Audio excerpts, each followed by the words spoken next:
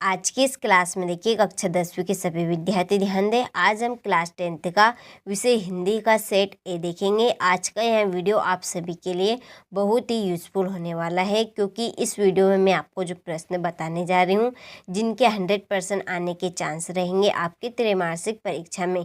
तो आप वीडियो को पूरा देखें और प्रश्न को आप अच्छे से कंप्लीट करें।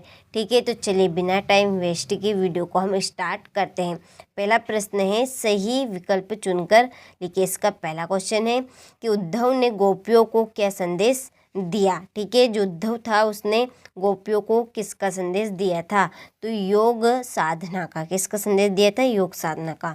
दूसरा प्रश्न है, छायावाद के प्रतिनिधि कवि है कौन है, जयशंकर प्रसाद। तीसरा है, संचारी भावों की संख्या है। संचय भाव की संख्या होती है 33। ठीक है। चौथा प्रश्न है, यदि गद्य कवियों की कसौटी है, यह कथन है। ठीक है, ये कथन किसने दिया था, कहा था, तो ये दिया था आचार्य, ठीक है, आचार्य रामधारी सिंह दिनकर ने। नेताजी का चश्मा पाठ की विधा है। किस पाठ की विधा है, कहानी की है। छठा प्रश्न है, मनु भंडारी के किस व्यवहार से तंग आकर प्रिंसिपल ने उनके पिता को बुलाया, तो आंदोलनकारी। ठीक है, इस तरह से हमने सही विकल्प कंप्लीट किया। आप अच्छे से स्क्रीनशॉट लो और कंप्लीट करें। अगला प्रश्न है क्वेश्चन नंबर 2, रिक्त स्थानों में सही शब्द चुनकर लिखिए। इसका पहला क्वेश्चन है कि कवि के सरल स्वभाव के कारण डेडेडेस ने धोखा दिया है। किसने, मित्रों ने दिया कि रिश्तेदार ने दिया, तो मित्रों ने दिया है। ठीक है। दूसरा है, भोलानाथ और उसके साथी डेडेडेस बिल के पानी उछलने लगे, चूहों पर या सांपों के। ठीक है, तो चूहों के बिल पर।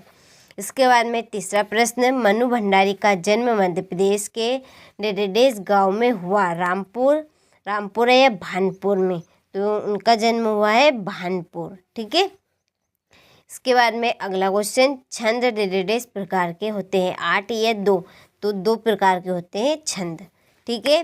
पांचवा प्रश्न है, सूर की भक्ति डेडेडेस भाव की है, साख्य भाव की या दास भाव की, तो उनकी भक्ति है साख्य भाव की। अगला क्वेश्चन है कि बाल गोविंद भक्त डेडेडेस के ही गीतों को गाते और उन्हीं के आदर्शों पर चलते थे। किसके, कबीर या रहीम, तो कबीर के। ठीक है, तो हमने रिक्त स्थान पे कंप्लीट किया। आप अच्छे से स्क्रीनशॉट लो और इनको कंप्लीट करें। चलिए अगला प्रश्न है, सही जोड़ी मिलाइए। पहली जोड़ी है कामयानी, इसकी जोड़ी लगेगी महाकाव्य। दूसरी जोड़ी सूर के पद, इसकी जोड़ी है सूरदास। ठीक है। तीसरा प्रश्न है, उत्साह की जोड़ी रहेगी निराला जी की। चौथा है, निराला की जोड़ी रहेगी अट नहीं रही है। ठीक है, ये हमारी चौथी जोड़ी है। पांचवें, राम लक्ष्मण पशु राम संवाद, इसकी जोड़ी जयशंकर प्रसाद और आत्मकथ्य ये है। ठीक है। छठी जोड़ी, ये मैंने छठी जोड़ी लगा दी है, पर 5वीं जोड़ी आपकी ये है तुलसा। ठीक है, मिस्टेक हो गई थोड़ी सी गलती से। ठीक है, यहाँ पे आप स्क्रीनशॉट लो और अच्छे से कंप्लीट करें। देखिए ये प्रश्न आपकी परीक्षा के लिए बहुत ही अधिक फ़ायदेमंद रहने वाले हैं, क्योंकि 100% इनके आने के चांस है। ठीक है, तो आप अच्छे से कंप्लीट करें और आप अधिक से अधिक इनकी तैयारी करें। चलिए क्वेश्चन नंबर 4 है, सत्य का चयन कीजिए। पहला है, आत्मकथा कविता पहली बार हंस पत्रिका में प्रकाशित हुई, तो ये सत्य बात है। बाल गोविंद भक्त के गीतों में प्रभु मिलन का भाव होता था, सत्य बात है, ये भी यहाँ सत्य लिखना है। तीसरा है, जॉर्ज पंचम की नाग पाठ में सरकारी तंत्र पर व्यंग किया गया है, सत्य है ये भी। चौथा है, रामचरितमानस एक खंडकाव्य है, तो असत्य है। पांचवा, एकांकी में 4 अंक होते हैं, असत्य। एकांकी में 1 अंक होता है, जहाँ दोनों पद प्रधान हो वहाँ द्विगु समास होता है, तो ये भी असत्य है। ठीक है, सत्य कंप्लीट किए, स्क्रीनशॉट लो और अच्छे से आप भी इनको कंप्लीट करें। चलिए अगला प्रश्न है क्वेश्चन नंबर 5 की निम्नलिखित प्रश्नों के उत्तर एक शब्द में दीजिए। पहला है, सूरदास भक्ति काल के किस शाखा के कवि है, तो ये है कृष्ण भक्ति शाखा के।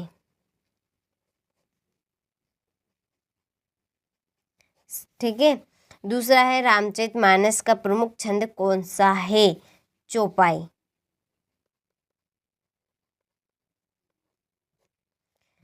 तीसरा है आधुनिक हिंदी गद्य का विकास किस युग से प्रारंभ हुआ? इसका आएगा भारतेंदु युग।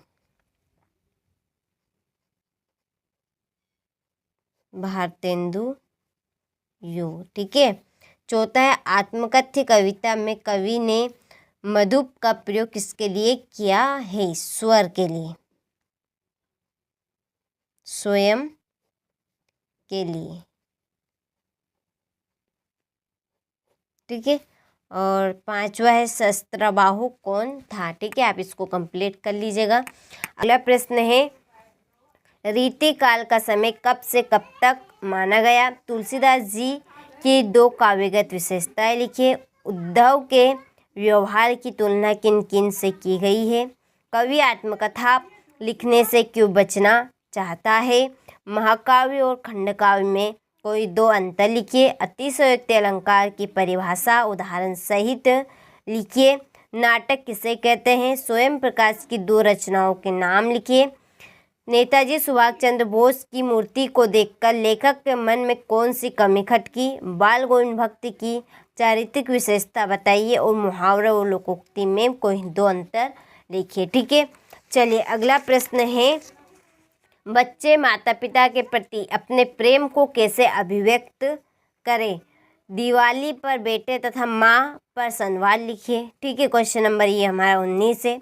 इसके बाद में है क्वेश्चन नंबर 20। ठीक है, आप अच्छे से स्क्रीनशॉट ले प्रश्नों का और प्रश्नों को आप अच्छे से कंप्लीट कर लीजिए। ये क्वेश्चन नंबर 21 है। चलिए अगला प्रश्न है क्वेश्चन नंबर 22। ठीक है, इसमें है आवेदन पत्र किसके लिए? लाउड स्पीकर को बंद करने के लिए जिले के जिलाधीश महोदय को लिखना। इसके बाद में है 23वां प्रश्न, इसमें है निबंध। ठीक है, एक निबंध आप कोई सा भी इसमें से कंप्लीट कर लीजिए।